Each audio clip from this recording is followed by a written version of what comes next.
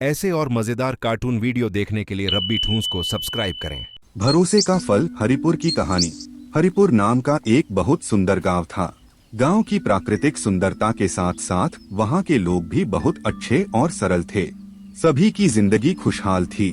सबके पास छोटे छोटे खेत थे जिनमें फसल उगाकर वे अपना जीवन बसर करते थे। इसी गांव में रामू नाम का एक किसान रहता था। उसके पास भी जमीन का एक छोटा सा टुकड़ा था। रामू के परिवार में उसकी पत्नी, दो छोटे प्यारे बच्चे और दो गायें थीं। रामू बहुत ही नेक दिल इंसान था। गांव के सभी लोग उसे बहुत सम्मान देते थे। जब भी गांव में कोई समस्या आती, लोग रामू के पास जाकर उसका सुझाव जरूर लेते थे। एक साल गांव में बिल्कुल बारिश नहीं हुई। कड़ी धूप के कारण खेतों में फसलें सूखने लगी।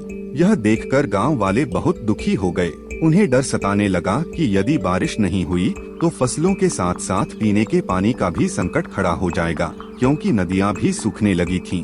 परेशान होकर सभी गांव वाले रामू के पास पहुंचे और आवाज लगाने लगे, अरे रामू, ओ रामू, कहाँ हो भाई?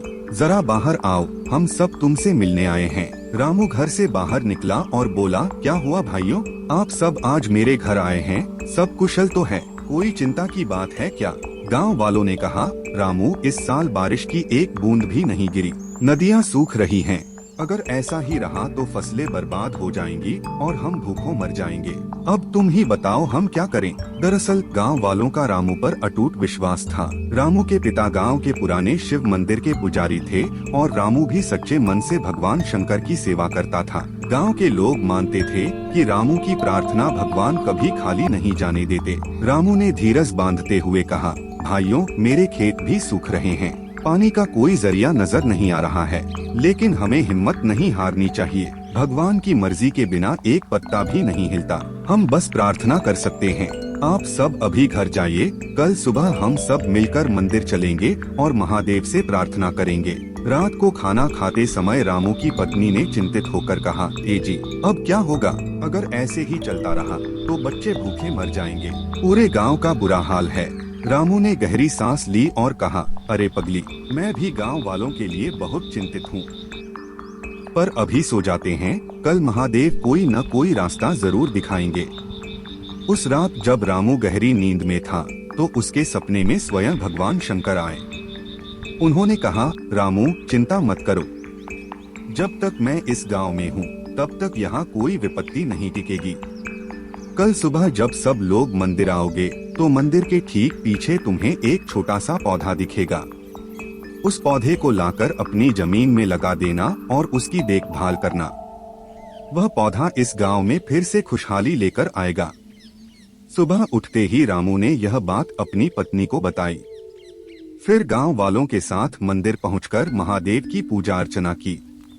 पूजा के बाद रामू मंदिर के पीछे गया और उसे वही पौधा मिल गया। उसने श्रद्धापूर्वक उसे अपनी जमीन में लगाया और थोड़ा पानी दिया। अचानक मौसम बदलने लगा, ठंडी हवाएं चलने लगी। गांव वाले बोले, रामू देखो, आसमान में बादल घिर रहे हैं। ऐसा लग रहा है जैसे महादेव ने हमारी सुन ली। रामू ने मुस्कुराते हुए कहा, ईश्वर पर भरोसा रखो, अगर मन सच्चा हो तो प्रार्थना जरूर सुनी जाती है। उसी रात बादलों की गड़गड़ाहट के साथ मूसलाधार बारिश हुई। पूरा गांव खुशी से झूम उठा।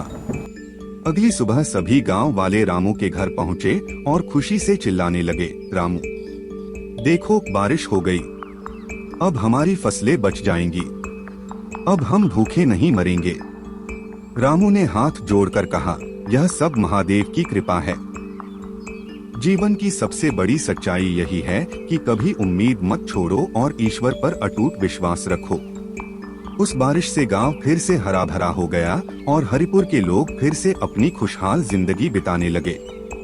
इस कहानी की सीख, सच्ची भक्ति और कठिन समय में धैर्य रखने से बड़ी समस्या का समाधान हो जाता है।